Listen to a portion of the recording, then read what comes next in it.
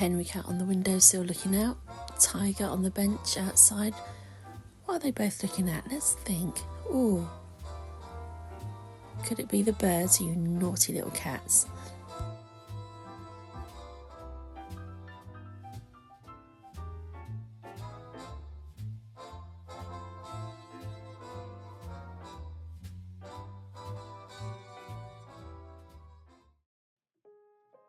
So hello and welcome back to the channel. It's always nice to see you here. It's been a busy week. Violet turned 18. Wow, I can't believe that she's 18 already. And no, of course I didn't make this cake. You know what my cake making's like.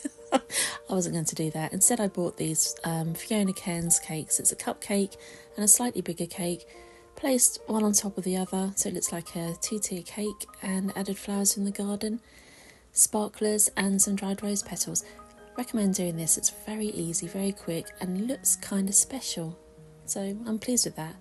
Also pleased that I had these balloons in the garage. Can't believe I've still got them. I bought them years ago, about 3 years ago, from the B&M. $1.99, what a bargain. I couldn't believe I still had them. So you just blow them up with a straw and they look quite impressive. These are the balloons I bought from Amazon. I did show you those in a previous vlog, and I just blow them up and tie them around the porch to make a very easy balloon arch. It takes about an hour and a half, something like that. It's quite, yeah, it takes a bit of time, but it looks nice, and it's always nice to put in a bit of effort, make people feel special on their birthday.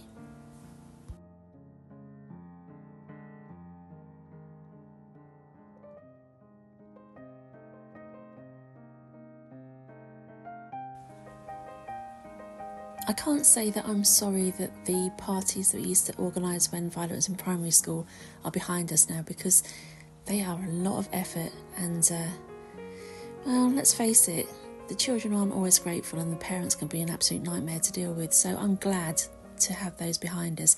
If you are in that stage of life where you're having to do a lot of parties for your children, try to make the most of it, because it's such a short period of time, but you have my sympathy. It's a lot of work. And books such as this can be really helpful for ideas and inspiration. I don't know why people mocked this book when it came out. It's actually really good. I love a book that gives you seasonal ideas for parties or gatherings of any kind. And this is lovely. There's some really lovely ideas in it. So if you can get hold of this, it's just nice for reference. So yeah, I recommend this book. I think it's still in print, I'm not sure.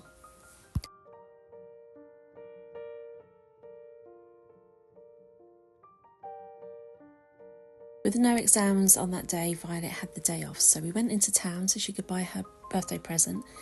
And I thought I'd show you this statue. It's Grandma by Giles, and she stares up at the office that he used to work in Ipswich. It's quite nice. Of course, we went to Suffolk Food Hall. There was a reason for that. It wasn't just because I wanted to go. No, it was to get something that I knew Violet wanted that was there. So we went and got her that for her birthday. And then straight after that, we went off for lunch.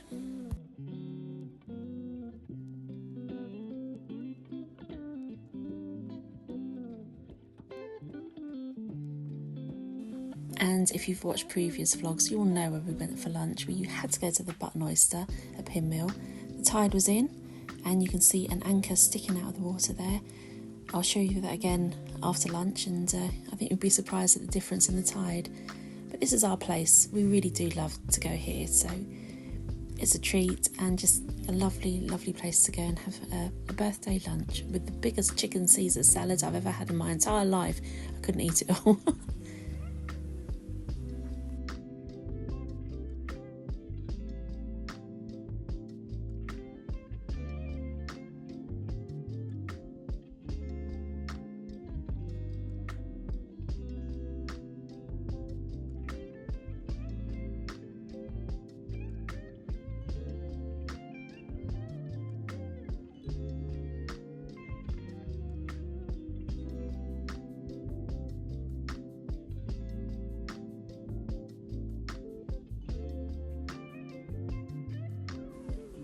So this is the same view as I showed you earlier on before we went into lunch. Look, all the water had gone. There's the little anchor still there, but no water. It's funny how quickly the tide changes.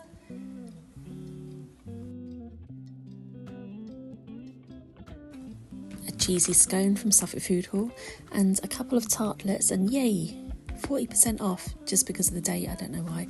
One's chilli and one was chicken and ham, and Bill and I had those for our dinner later on with a salad because we were all quite full. And then some other bits to show you now. I had gone into Primark with Violet. She wanted some sunglasses and flip-flops, and so I bought the same. These are mine. She had aviator glasses and green flip-flops. I had gold and just Jackie Kennedy kind of massive sunglasses. And I went to the works and picked up this book for £2.50. I don't really need a book, I've got some books to read, but for £2.50 it's good to stash. And I love Jenny Colgan.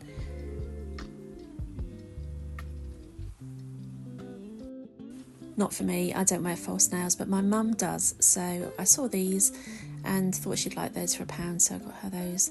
Oh, and Primark do reusable bags now in different sizes, so I bought 2 of these ones. The small ones are 80p each, which is quite good. I also went to TK Maxx and I found this. I think it's meant to be a red pepper. I really like this pot.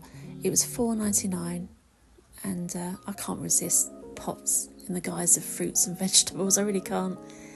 And then I saw a cup and I had to get it. I really love this. How pretty is that? A Ray Dunn mug, actually, rather than a cup.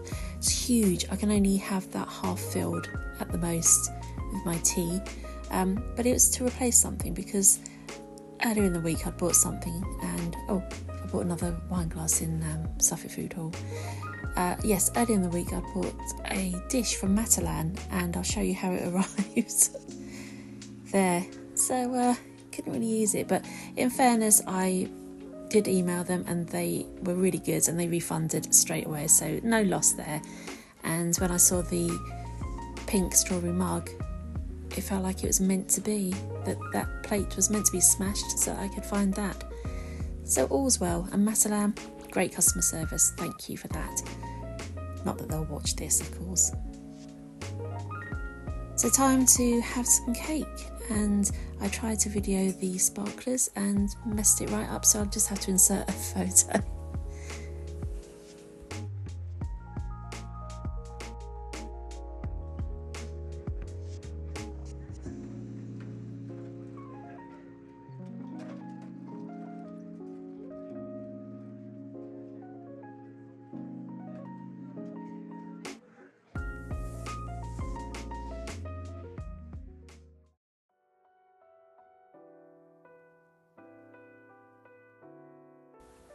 I've had my beady eye on this recipe for a while and I decided it was time to give it a try.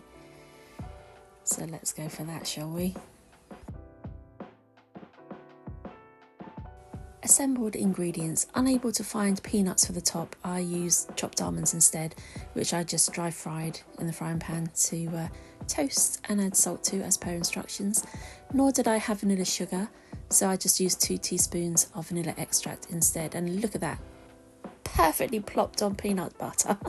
Let's try and get that in the bowl and get these cookies made.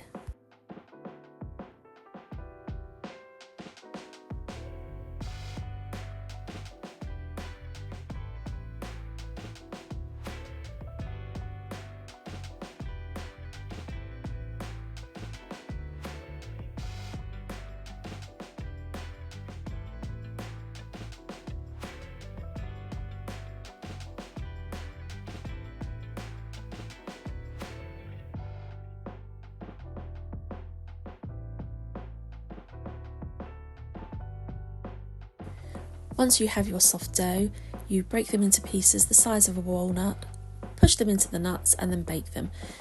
Mine were a little bit too big, they were slightly bigger than walnut size, so I made some slightly smaller, and I was interested to see if the small ones would be drier and crunchier.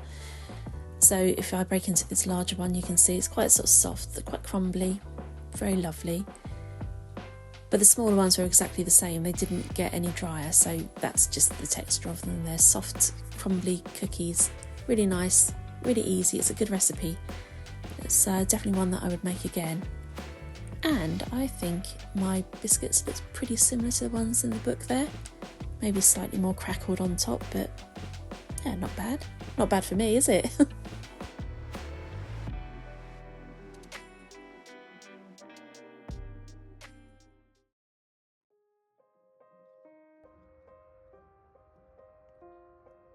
I shall leave you with some of the wildlife in the garden and say thank you for watching, and I'll be back again soon.